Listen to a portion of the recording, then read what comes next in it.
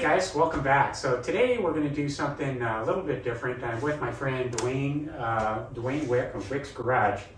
We're going to take a look at this car he's working on and the use of the shop here, and we're going to try to make a video on how to align all the panel gaps on your car, or at least how to try to get there in proper series.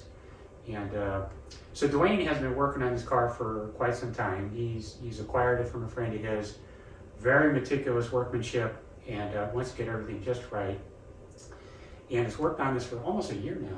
It has been a year, and Mike, thank you so much for coming over today. I really appreciate it. I've been a big fan of Mike's restorations, and actually the sunroof, actually the headliner install, that was when I first saw your videos. Oh, okay. And I used that video, watched it time and time again to get my headliner installed. So. Great. Well, did it work? It did. Yeah, cool. It turned out fantastic. So thank you for that. But yeah, this has been a really fun project. It's a 1985 Carrera, and it belongs to my friend John, who started this project as a track car. He intentionally, or his original intent was to run it as a track car, and it kind of morphed into a canyon carver. So when he first got it, they stripped it completely down, took a lot of weight out of it, but then they painted it and they started to do a lot more meticulous work and CAD plating all the parts, and everything was new. And at that point, it became too nice to be the track car. So it's a pretty nice car. Mm-hmm. Really, this car is detailed to the max. So this is a Resto mod to some degree. But what's nice about this car for this video is we believe, even though we didn't do the paint and body work on here, we believe that the hood is original. Yeah, I think most of the parts. And the rear quarters and doors, all these things should theoretically be from the factory. So it's an excellent donor car to talk about what we want to go over to achieve the best possible gaps we can get out of these. There's definitely a right order and a right process and some things you can do to improve the gapping situation, but without a basic overall understanding, it's going to be very difficult to get here for a DIY guy. I've done some panel gap video on my series, but I haven't really gone into it and explained it as a whole. So this is going to be excellent for us to use this car to figure out how to get this right. Now, so Duane has already put, what, like 60 hours in this thing? I've lost count, but... Yeah, getting us in the ballpark. Just on the driver's door alone, I probably have on and off, I don't know, days, it seems like, of just adjusting the door. And I think I told you my philosophy of what I thought was the best approach by lining up the back of the gap first and trying to get those angles correct, and then moving toward the front of the car. So, but you actually brought something new, some new information to me, which was getting the hood aligned with the cowl is instrumental with kind of that whole process of finally getting the door gaps correct. There is a couple of fixed points that is your starting points when you're aligning fenders, hoods, doors, all that stuff. And if you start there, the battle will be less. It's still going to be a battle. But anyways, we're going to go around the car and show you what we have. Duane's got it pretty well in the ballpark and has done a really nice job. But this would be good to show you what's off and what we got to do to correct it, and how it will make that difference to get us where we need to get. So throughout the video, I'm going to be using a lot of sign language, kind of like, so this is our panel. It can move this way or this way. It can move this way or this way or this way or this way, you know, depending on what needs to happen. It's almost like an airplane. Yeah, it's like kind of, I just try to do the best I can to show you the principle of what's got to happen as a whole. So if this is your door, you know, it can move this way, it can move this way, it can move this way, and so on. So we'll use quite a bit of sign language. But anyhow, let's go ahead and take a look at the car, because it's very beautiful. Yeah. There's some very cool things here to look at. And then we'll go ahead and get started on these panel gaps. Okay. Well, Mike, as we've said, it's a 1985 Carrera, and it's been stripped down to be a lightweight canyon carver. Has custom Fuchs that are Striker Cerakote is this color, and they also did that on all the trim. So if you notice, the trim is this custom striker, or it's kind of a gunmetal gray finish. It has custom door handles. It has green dot Talbot mirrors, which were also Cerakoted.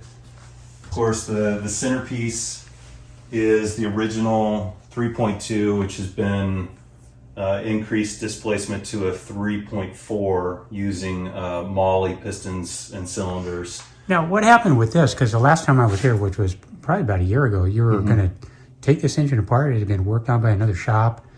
Right. You dismantled everything and put it in. Man, it just looks well, so that's cool. kind of the issue when you get a project, especially, these engines are not inexpensive to build. So when my name is on the project, I wanted to make sure that it was kind of at the best possible degree of working order, I guess you could say. So you just went back into it for inspection and make sure everything Yeah, I was right. started to find a few things that were worrisome. I don't want to get into it here, but it suffice to say it needed to be rebuilt, even though it had 0 miles on it. So a previous shop had rebuilt the motor. They ordered the pistons and cylinder kit. They also had ordered this AT Power throttle bodies. Yeah, these are cool. ITB independent throttle bodies with full EFI. And the motor was actually rebuilt by John Doring. He's a friend of mine and very talented mechanic. I helped do a few things with the disassembly and the assembly, and he did the actual motor assembly. Also, good learning process too. Big time. If you're This working is- with somebody. This is my first EFI, full-on EFI project for air-cooled Porsche. But back to the car. The owner decided to keep an impact bumper. It's been kind of a trend to backdate. Right. And he decided, you know what? Let's give credit to where credit is due, which is a lot of people really love the impact Yeah, bumper. and let's I keep do. it. I like this look. I like the hood, the front end on these cars. I think they're very cool. It's a single stage Glazerite slate gray, and it has a fresh air delete. So it uses a rain catch box that drains out to the bottom there, and then it also, you have to leave the fresh air grill in place, so that actually goes into the collector box and then actually vents out to the defrost vents. Pretty cool system. It also has trick suspension components on it, like adjustable camber, quick adjust camber plates for the front struts. It has hollow torsion bars that are upgraded, so they're bigger or stronger torsion bars. Moving on to the interior, it's all full custom interior. It's got a lightweight carpet, custom leather door panels, RS style door panels. Alcantara? With Alcantara tops. Nice. And then the owner wanted a place to put like his phone or something. Oh, so this it is has very cool. these Yeah, custom that definitely comes in handy. pouches. And then there was no dash when I got the car. Actually, a funny story is when I got the car, all the glass was in, but the dash was not in. The dash was laying. You mean the dash, the crash pad? Yeah. So if you know these cars, you know you have to take the Yeah. the window Oh, yeah. window out to put the dash in. Yeah. Which is fine because there was some other window work that I had to do, including I had to fix these rear window seals in the quarters. So I redid these, and then it has Yeah, I like this. this This is cool. custom leather engine, I guess, sound pad. Got a leather wrapped Das roll bar. So it's a steel roll bar, leather wrapped. It's got custom Corbeau seats that have a special houndstooth, red, black, and it's like a cream insert. Well, I tell you, my first impression of this car when I first saw it, whoever did the bodywork and paint, in my opinion, I don't know how stock it is because it's all covered up with paint now, but in my opinion, it looked like a pretty good job. So I think you have a agree real with you. quality car here. But we're going to talk about that as we roll through the gaps. If it was a modified car or if it's a factory original, what the issues could be. Right. Okay, Duane, let's go ahead and break out our panel gap alignment toolkit. We'll start with the doors and and go from there. Okay guys, so I've got my traveling panel gap kit, which is basically 2 drill bits with masking tape wrapped around it to get me to the size I need to get to. So I'm using a 3mm tape job and a 4mm tape job. And then I have a piece of wood taped up with masking tape also. And the idea of this is to check for flush. So anything flush, you can see that gap in there. You can see we're not flush. So you need something to go around the car and check these things. As we're flush, we're pretty flush there, but way up here. And then the same sort of thing here. So we're going to use this in combination with our 3 and 4mm tools to go around and assess what we have here first. So the starting point really on hanging the doors and the fenders is going to be at the doors. And let's assume that this is factory rear quarters. It's never been cut off, it's never been removed, and not re-welded up.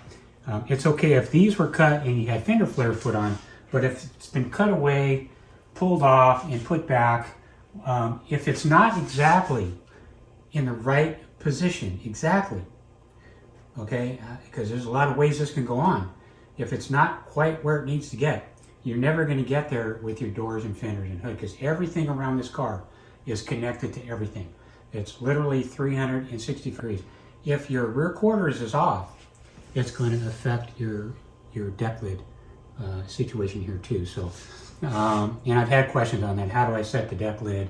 I'm going to weld up my rear quarters. Does my deck lid look good? And basically, I had to give out an explanation that everything has to be mocked up. You have to mock up your rear quarters, your deck lid, your door, front fenders. Everything's got to be in position in bare metal. If you're there and you like it, everything's working, gaps look good, then you can go ahead and pin and weld your rear quarters. But in this case, we should be good. So we're going to assume that we don't have to do anything with these guys. If you're in finished paint and your rear quarters aren't set, you're just going to have to live with some issues that you're never going to be able to adjust out.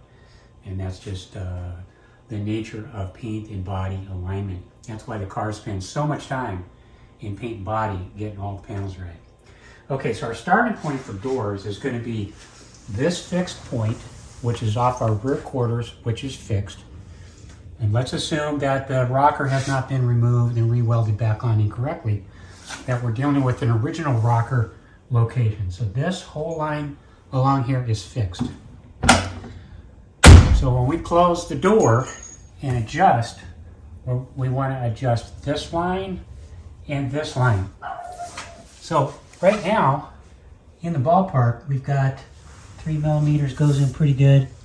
4mm, we're right there. Okay, but we come back here, we've got quite a bit going on back here. Quite a bit of gap. That's not correct. Okay, right here, we have about 3mm or so, maybe a little bit strong. When we come up here, we get a strong 4mm. So what that's telling me is that the door in relationship to the opening is like this. Okay, so we got to get it like this. We've got to line up 3mm here, 3mm here, and this needs to be straight. If when we open the door and we look at the jamb, let's come around here, Duane, look at the jamb here.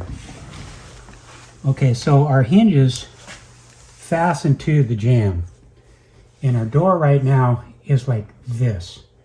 So if we want to get it like this, that means we would need to shim out the top or pull in the bottom. In this case, we're already mocked up. We have 3mm of shims in the bottom.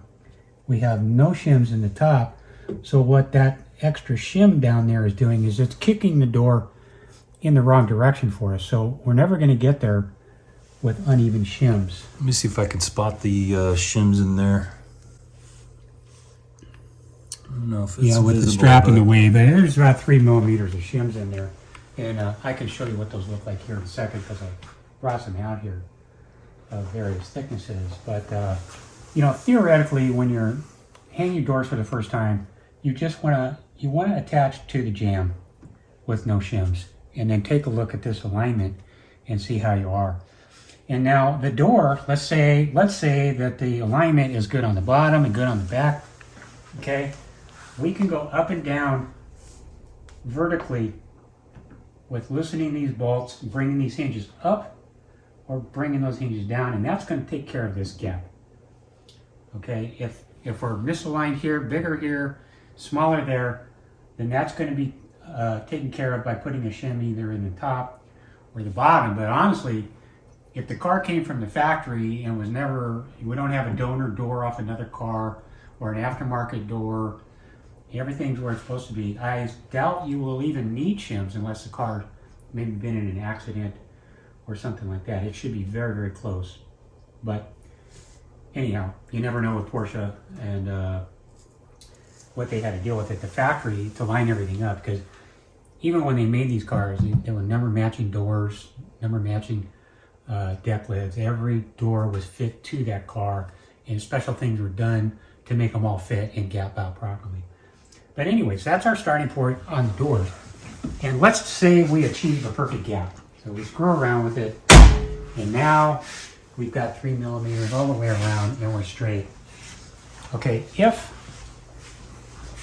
our panel is flush here, if it's flush there, which it is, that means that the door is not leaning out or it's not leaning in. That means it's the top hinge, right? Not leaning out, not leaning in. We are where we need to be right now on the jamb with the hinge for this spot. Down here, we're pretty good too. I mean, there's some things going on here. This is body work. Let's see if we can get down in there. You look down on top, you see how this tapers in. And this is body work stuff from when it had time in the body shop. And I don't know that we can get that worked out, but this is really correct right here. And this transition here, it could be tough. If you had a door that's been reskinned, now you're talking a nightmare.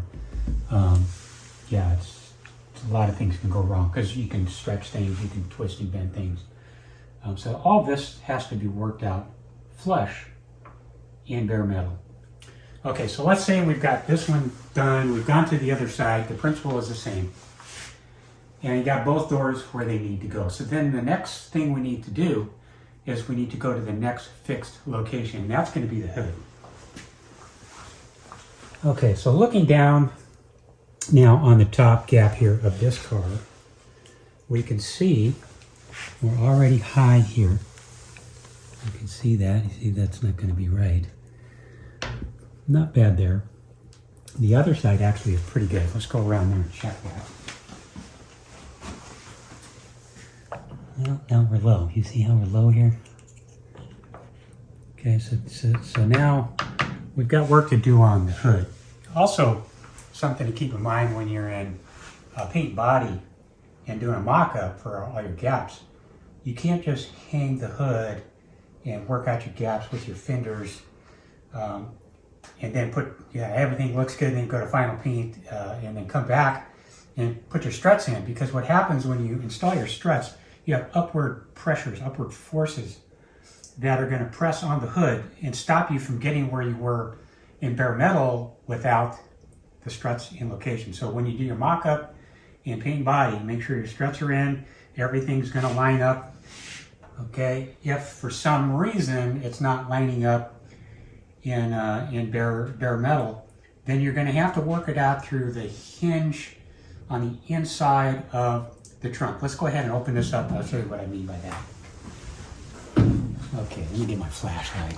So there's some adjusting on this hood that can be done to correct our alignment here. So this is our fixed point. We first have to get the back of the hood flush with the top of here and our gap the same here and here. And what that's going to tell us when we get that in place is that everything is where it basically needs to be. We can do a micro adjustment after everything's settled in, but that's really our starting point before we get to the fenders, is to align this guy. So if we look on the inside of the hinge here, these hinges have a limited range of adjustment. There's a little bit of adjustment in there because the holes are bigger than the bolts. But if for some reason you can't get this down far enough or up far enough, you're going to have to open up these holes a little bit so that this slides. When the strut is in place, you're not moving this. That's not going anywhere. So,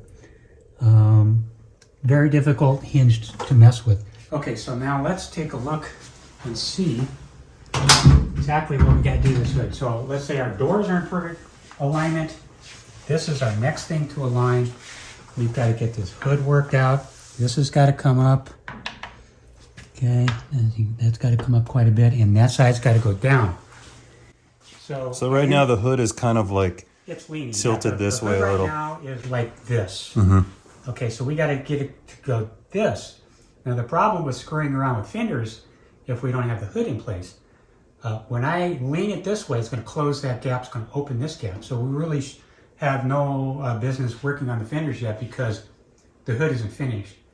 And so if we started to like sort of put the hood in there, and we're trying to work this gap here with the fender. You're opening up a can of worms with. Yeah, you're just fighting. You're fighting it. It's not going to ever get there.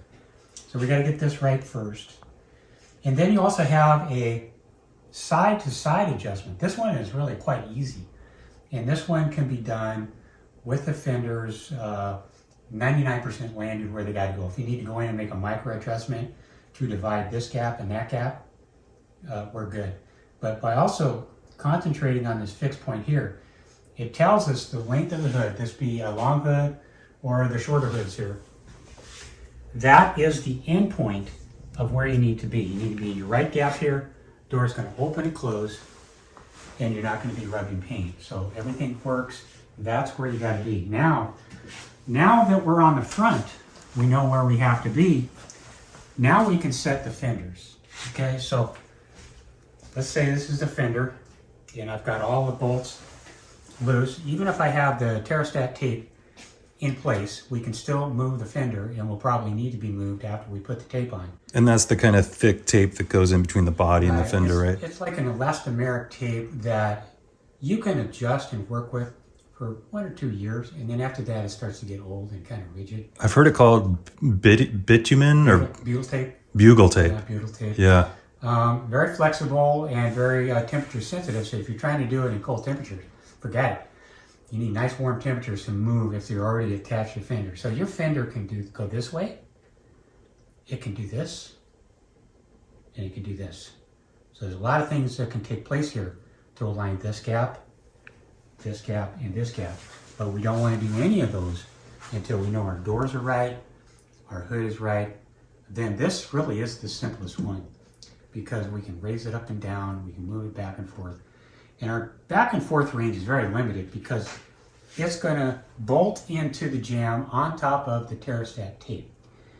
When you bolt it down on the thermostat tape, the tighter you wrench down on those bolts, it's going to start squeezing and oozing out. So we don't want to overdo it when we first set them. Just put it on there, hang it, try to get this fender and adjustment process done within a couple of months in warm temperatures, and you're going to have less problems. If you let it set for a year or two and then come back and so you're going to have to pull it all off, scrape all the old butyl tape off, reapply and try it again. Because what will happen is the tape will harden up. If you wrench down on it, it's not going to give. And it's really designed to give as an adjustment. So you just tighten down until your gaps close up. And that's pretty much where you need to be. You don't have to like torque everything down. It's just like super tight. Everything's squeezing out. You just bring it in and land it to where it's got to be. They also had, in this area here, they had a couple different versions of this gasket. They had a skinny one and a thicker one, and I'm not sure off the top of my head which one was for which years, but I think the skinnier one was for the earlier years, and the thicker one was for the later years. And what year that transitioned, I have no idea. Maybe somebody out there can help us out with that. But I wouldn't be too worried about this gap while you're trying to land these and these. Whatever you have left over, you've got some flexibility there to do what you need to do, depending on the year of your car. You can put a skinny one in, a thick one in there, and be on with it. But that's the basic principle of setting your gaps and your starting points. So your starting points, your fixed jam and rocker, your cowl.